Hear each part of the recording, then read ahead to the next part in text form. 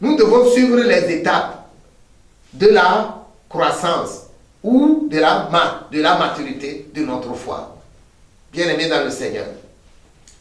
Alors Jésus a été baptisé. Quand Jésus-Christ a été baptisé, nous lisons Matthieu 3, 17. Matthieu 3, 17. Et voici une voix fit entendre des cieux ces paroles.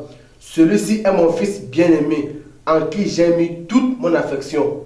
Quand Dieu a prononcé cette parole sur Jésus-Christ, tout juste après le baptême, ça va créer des problèmes. Au fait, Dieu était joyeux. Dieu est content de trouver quelqu'un enfin sur la planète Terre qui va venger son fils Adam. Bien-aimé dans le Seigneur. Dieu était content, n'est-ce pas, d'avoir trouvé qui? D'avoir trouvé un dernier Adam. C'est pourquoi nous lisons dans 1 Corinthiens 15, le verset 45. 1 Corinthiens 15, le verset 45. C'est pourquoi il est écrit, le premier homme, Adam, devint une âme vivante. Le dernier Adam est devenu un esprit vivifiant. Le premier Adam, c'est Adam qui a pour femme Ève. C'est les premiers hommes que Dieu a placés sur la terre. Les premiers hommes. Et celui-là a été humilié par Satan. Et par là, Satan a usurpé la place d'Adam et Ève. Et il a régné depuis la création jusqu'à Jésus-Christ. Sans partage. Sans partage. Et depuis ce temps-là, on n'a plus trouvé un humain. Mais il n'y avait que des humanoïdes qui peuplaient la planète Terre. Bien-aimés dans le Seigneur. Des humanoïdes. Vous imaginez les hommes. Regardez aujourd'hui comment le péché a rempli le monde. Les hommes ont abandonné leur propre nature, comme dit la Bible, pour s'enflammer les uns pour les autres, commettant à des abominations au sein de l'humanité. Et c'est ça qui est légal aujourd'hui. Et l'Amérique est derrière ça. Les Occidentaux sont derrière ça, punissant tout pays africain qui refuserait cette dénaturation de l'Afrique. Souillons notre continent. Je dis souillons notre continent pour pouvoir mieux régner sur nous. Bien-aimés dans le Seigneur, vous comprenez la chose, n'est-ce pas? Au pays des aveugles, les borgnes sont les rois. Alors, ces messieurs, ils savent que en matière d'immoralité, ils seront champions. Donc, si nous restons attachés à la justice, ils ne pourront pas régner sur nous. Donc, ils vont nous communiquer le mal pour endiguer la chute qui les attend. Bien-aimés dans le Seigneur. Mais là, le Seigneur n'est pas idiot. Le Seigneur est Jésus. Le Seigneur est sage. Le Seigneur est tout-puissant. Il va faire retomber leur méchanceté sur leur tête très bientôt. Bien-aimés dans le Seigneur. Nous disons que dès que le ciel a dit, Jésus, toi tu es mon fils bien-aimé, en qui j'ai mis vraiment toute ma joie, le diable est devenu jaloux. Satan est devenu jaloux. Il a froncé sa mine. Et surtout, il a ricané.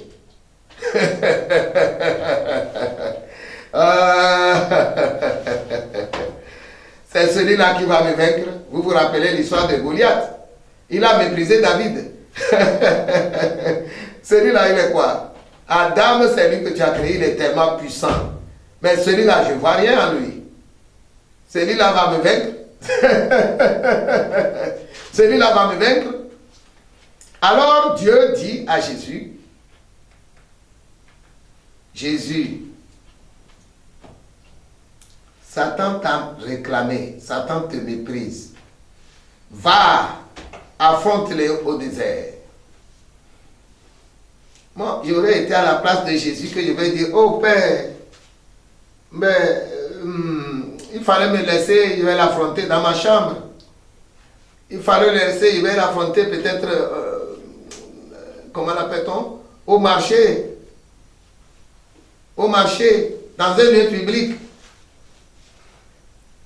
Alors Jésus, tel qu'on nous dit, a obéi à son Père pour aller sur le champ de la guerre. Mon frère et ma soeur, si nous voulons mettre nos pas dans les pas du Christ, il va falloir aller à ton baptême. Et quand tu finis le baptême, même si tu n'as pas entendu cette voix-là, et sache qu'une voix a tonné dans le ciel pour toi. Celui-ci est mon fils bien-aimé, en qui j'ai mis toute mon affection. Dieu est toujours content quand il trouve quelqu'un qui s'engage. Mais malheureusement aujourd'hui, nous faisons tout ça là sans rien comprendre. Certains vont me dire, lorsque moi j'ai été baptisé, je n'ai pas entendu une telle voix. Bon, peut-être, oui, tu as raison, moi aussi je n'ai pas entendu la voix. Mais c'est la voix là, elle est fidèle. Si tu fais bien, tu vas l'entendre. Je dis, si tu fais bien, tu vas l'entendre. Même si tu ne l'entends pas, attends-toi à ce que elle va quand même tonner. Elle a tonné déjà. Si tu ne l'entends pas, tant mieux. Mais avance. Fais l'autre pas. Une guerre dans le désert. Comment ça va se faire? Encore dans le désert. Et Jésus est allé sans sac, ni un bidon d'eau. Il est allé affronter qui? Le diable. Et Jésus n'est pas allé en esprit comme certains veulent nous dire que ça s'est passé en esprit. Voilà pourquoi ils n'arrivent pas à finir leur marche. Ils n'arrivent jamais. On n'a pas écrit la Bible pour les démons. On n'a pas écrit la Bible pour les esprits. C'est pour toi et moi qui avons un corps. C'est nous. C'est pour nous qu'on a écrit la Bible. Comment est-ce que vous enseignez que Jésus-Christ n'est pas allé physiquement au désert, mais il est allé en esprit? Ça veut dire quoi? Jésus est sorcier. Comment il va aller en esprit? Faisons beaucoup attention à ce que nous disons aux gens. Faisons beaucoup attention comment nous enseignons au peuple de Dieu dans le monde. Mettez les gens devant leurs responsabilités. Jésus est allé dans le désert pour affronter le diable dans son corps. Je répète, dans son corps. Certains nous ont dit que quand on a dit à Jésus, voici, transforme les pierres en pain, que c'est un esprit. Certains même fait des films, c'est un esprit. Certains ont dit que quand Satan transportait Jésus, c'est dans la pensée. Toi-même penser. Toi-même penser. Voilà pourquoi vous tuez les gens au nom de Jésus. Voilà pourquoi vous faites du mal au nom du Dieu Saint. On n'a pas écrit la Bible pour les esprits. C'est pour toi et moi qui avons un corps, qui ne sont pas encore morts. Qui avons des courses à faire au nom de Jésus-Christ. Et nous devons traverser le monde en mettant nos pas dans les pas de Jésus-Christ. Si nous voulons vraiment atteindre le Dieu invisible, le Dieu qui donne la vie éternelle. Bien-aimé, tu dois mettre tes pas dans ses pas. Parce qu'il a imprimé ses pas. Et ces pas, on ne peut pas les éteindre. On ne peut pas effacer ses traces. Les traces de Jésus sont éternelles. Même si les gens nous retirent cette Bible que nous avons aujourd'hui, la Bible sera dans notre âme, dans notre esprit. Bien-aimés dans le Seigneur, c'est impossible. Personne ne peut effacer les traces du Seigneur sur la terre. Alors, Jésus est allé. Il n'a pas pris un bidon d'eau. Il n'a pas pris aussi le pain. Et il est allé. Premier jour. Deuxième jour. Troisième jour. 10e jour. 30e jour. 39e jour. 40e jour. Et là, Satan est arrivé. Pourquoi? Vous allez me dire. Certains ont dit que Jésus a planifié, c'est un jeûne, c'est ça même qui a donné à Jésus. Et certains essayent de faire des jeûnes de 40 jours. Que c'est à cause de ça, si tu ne fais pas ça, tu n'auras pas un ministère. Bien-aimé dans le Seigneur. Bien-aimé dans le Seigneur. Jésus n'a pas planifié qu'il va aller faire 40 jours.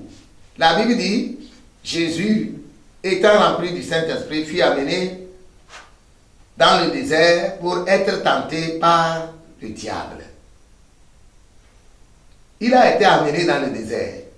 La Bible dit clairement qu'il a été amené par le Saint-Esprit. Mais on n'a pas dit que Jésus a choisi lui-même d'aller dans le désert pour faire 40 jours et 40 nuits. Et on n'a pas dit que Jésus fut conduit par l'Esprit pour jeûner 40 jours, 40 nuits. On n'a pas dit ça aussi. Donc, ce qui veut dire que Jésus était allé par obéissance à son Père, au Dieu souverain, au Seigneur sage. Et il n'avait rien, il n'avait que la parole qui était en lui,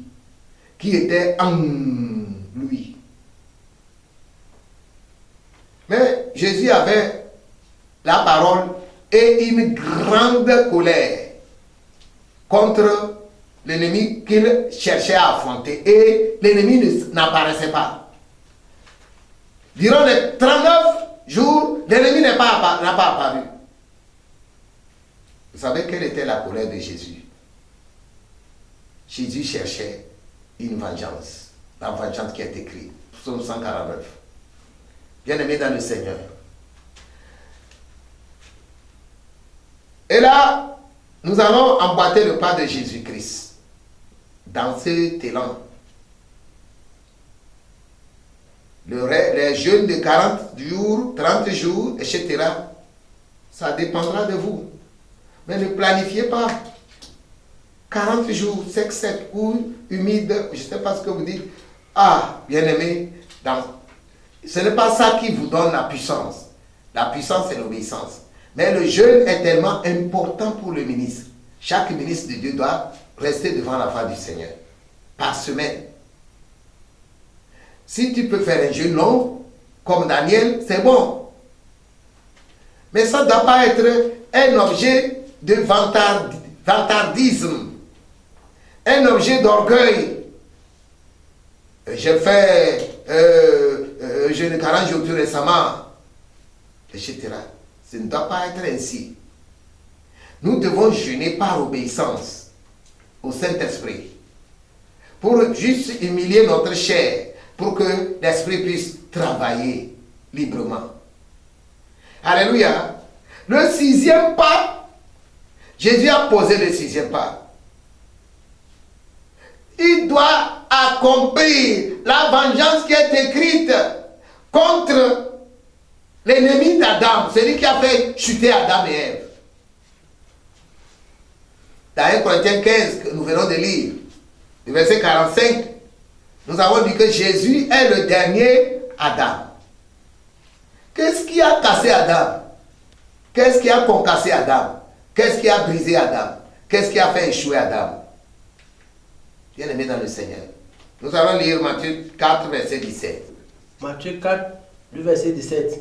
Dès ce moment, Jésus commença à prêcher et à dire, repentez-vous, car le royaume des cieux est proche. Luc 4, 14. Luc 4, le verset 14. Jésus, étant revêtu de la puissance de l'Esprit, retourna en Galilée et sa renommée se répandit dans tout le pays d'alentour. Amen. Adam n'a pas pu avoir ce degré-là. Il n'a pas pu vivre avec ce degré-là. Alléluia. Quand vous êtes revêtu,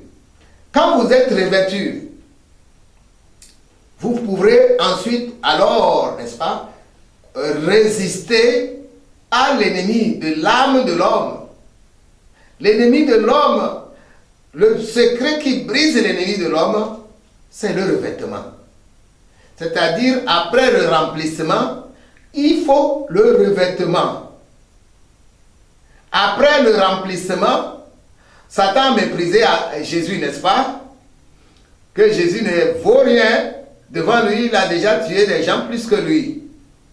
Ça serait le remplissement. Si vous êtes rempli du Saint-Esprit, ça va attirer la colère des sorciers, des méchants de la terre, de tous ceux qui vous avez ici. Et ils dirigent le monde. Et ils n'aiment pas la puissance de Dieu dans la ville, dans la vie des gens. Ils mettent regardez les panneaux que nous avons dans notre pays.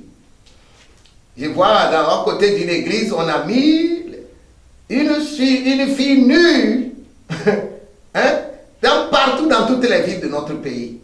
Vous allez voir des panneaux, d'affiches publicitaires à côté des lieux vraiment dans lesquels on ne doit pas avoir ces bêtises-là. Et messieurs les pasteurs laissent couler. Ils laissent couler. Ils ne font même pas des enquêtes pour voir qui a mis le panneau là-bas. Qui a mis le panneau là-bas? Pourquoi il est mis là-bas?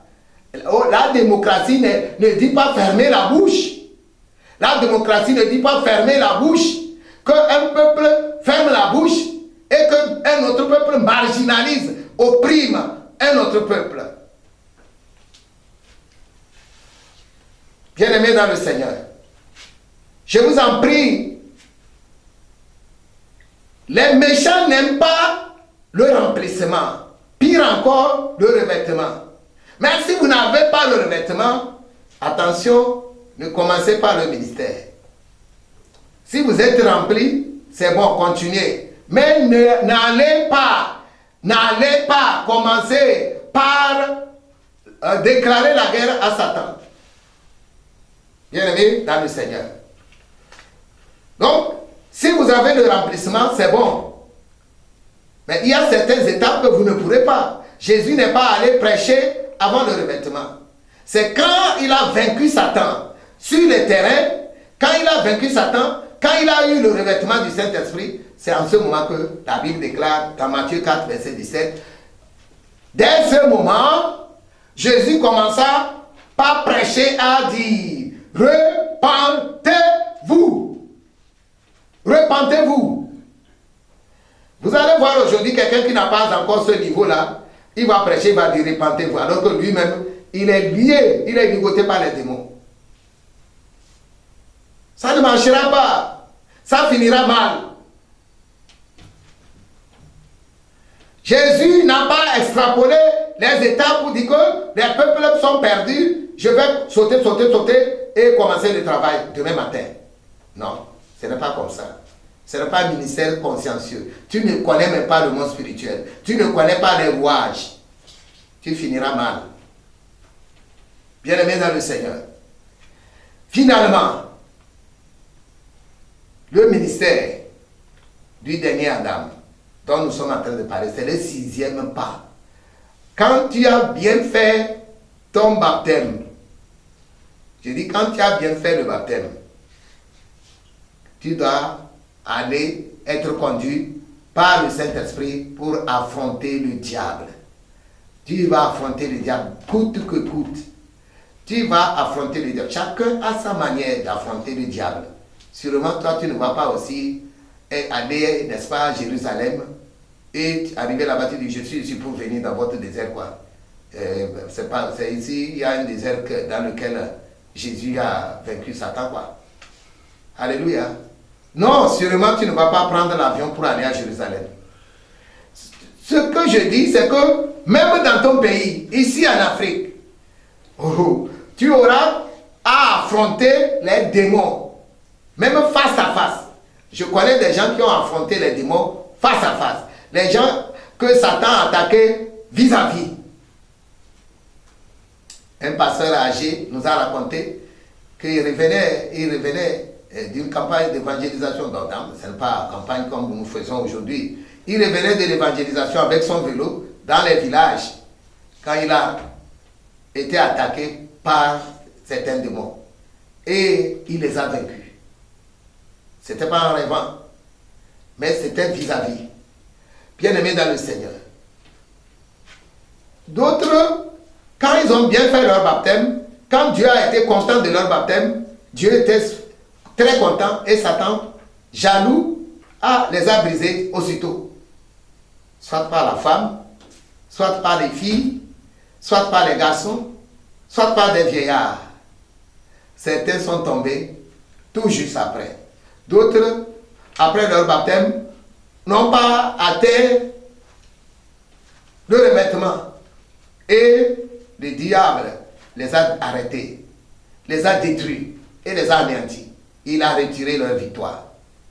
Bien-aimés dans le Seigneur, qu'est-ce que nous sommes en train de dire? Nous sommes en train de dire que il faut vaincre le diable. Et là, vous aurez le pouvoir qu'on appelle le revêtement du Saint-Esprit. Lui, il vous ouvrira les portes du vrai ministère. Vous allez exercer le ministère d'Adam qui est perdu. Le ministère d'Adam qui était perdu. Vous allez exercer ce ministère. Le 7e pas dans lequel nous devons mettre notre pas pour aller à notre Père céleste qui nous donne la vie éternelle, c'est quoi? C'est la persévérance dans le ministère du Christ. Quand nous avons le zèle pour le ministère d'Adam, quand nous avons le zèle pour honorer Adam, nous sommes en train d'exercer le ministère de Christ. Ceux qui connaissent ces choses, ils savent que Jésus est venu pour mettre ses pas dans les pas que Dieu avait donnés à Adam et Ève. Et que Adam et Ève avaient échoué. Jésus est venu pour mettre ses pas, pour relever Adam, pour glorifier son Père. Parce que la chute d'Adam est une honte pour Dieu. La honte d'Adam est une honte pour son Père. Et Jésus-Christ, c'est pourquoi on l'appelle le dernier Adam. Jésus-Christ est venu pour que Adam soit honoré. Vous voyez comment Dieu est bon. Adam soit honoré. C'est pour que Adam soit honoré. Dieu s'est fait homme pour venir pour honorer Adam. Pour relever Adam. Pour rénover l'image d'Adam aux yeux des anges de Dieu et des démons. Alléluia. Donc, Dieu, on a de quoi aimer le Seigneur. Nous avons raison de nous attacher à Dieu. Parce qu'il se souvient de l'homme. Il s'est souvenu d'Adam. Et il veut relever l'image d'Adam. Donc, quand tu comprends ça, et tu combats le diable de toute ta force, de toute ton âme. Alléluia. Quand tu le combats comme ça, alléluia. Quand tu le combats comme ça, tu es en train d'accomplir le ministère du Christ. Et nous disons que le 7e pas, c'est de persévérer. Ce n'est pas facile. Atteindre la porte du ciel, ce n'est pas du tout facile. Il nous faut tous ce que nous appelons la persévérance dans le ministère du Christ. La persévérance. Persévérons dans le ministère de Jésus-Christ jusqu'à ce que nous montions sur la croix. La persévérance jusqu'à la croix. La croix, quand nous monterons sur la croix, sur la croix et que nous le ferons très bien, ce serait la porte du ciel. Ce serait la porte du ciel. Bien-aimés dans le Seigneur, le 8e pas, nous lisons dans Matthieu 17, verset 5. Matthieu 17, verset 5. Comme il parlait encore, une nuée lumineuse les couvrit. Et voici, une voix fit entendre de la nuée ces paroles. Celui-ci est mon fils bien-aimé, en qui j'ai mis toute mon affection. Écoutez-le. Vous avez vu? Ici, c'est Matthieu 17, verset 5. On avait lu le même verset dans Matthieu 3, 17. Vous voyez comment la similarité. Matthieu 3, 17 dit presque la même chose. Celui-ci est mon fils bien-aimé, en qui j'ai mis toute mon affection. Ici, celui-ci est mon fils bien-aimé, en qui j'ai mis toute mon affection. Et on nous dit encore, pour 17 verset 5, là, on nous ajoute, écoutez-le. Quand est-ce qu'on a dit, Dieu a parlé. Et quand est-ce qu'il a dit aux disciples, jusqu'à la fin du monde? Quand est-ce qu'il leur a dit, écoutez-le, écoutez Jésus? C'est quand Jésus-Christ a persévéré dans le ministère du Christ. Quand Jésus-Christ a persévéré jusqu'à la croix, il était sur le point de monter sur la croix et de laisser sa vie sur la croix. Ça aussi, ce n'est pas une parabole, c'est des réalités. C'est une réalité. Christ devait mourir sur la croix physiquement. Christ devait mourir sur la croix physiquement. Oh bon, un pasteur m'a demandé, bon, comme tu as parlé de Boko Haram, bon, si ces gens-là me prenaient, et ils me disent de réciter, on ne va pas prononcer le nom. Si ces gens-là me prenaient, ceux qui tuent les gens, les pasteurs, s'ils me prenaient, ils me demandaient de réciter leur formule et je refuse. Et après, quand ils vont me laisser, je vais demander pardon à Dieu secrètement. Je vais demander à Dieu pardon. Dieu ne va-t-il pas me pardonner? Je dis non. Disons Matthieu 10. Qu'est-ce que Dieu dit? Dans Matthieu 10, Dieu dit que celui qui me réunira devant les hommes, je le réunirai moi aussi devant mon Père et ses saints anges. Donc, tu ne dois pas renier le Seigneur devant les hommes. Bien-aimé dans le Seigneur. La persévérance jusqu'à monter et mourir sur la croix. Tu peux avoir une vie difficile. Tu peux avoir des obstacles. On t'appelle à y mourir. Ce n'est pas, Jésus a fait cela, il n'a pas fait ça, ce n'est pas une parabole. Jésus est bien mort sur la croix. Il nous faut y mourir. Bon, toutefois, quelqu'un ne te mettra pas sur la croix en tant que tel. Mais tu sais comment il te fera.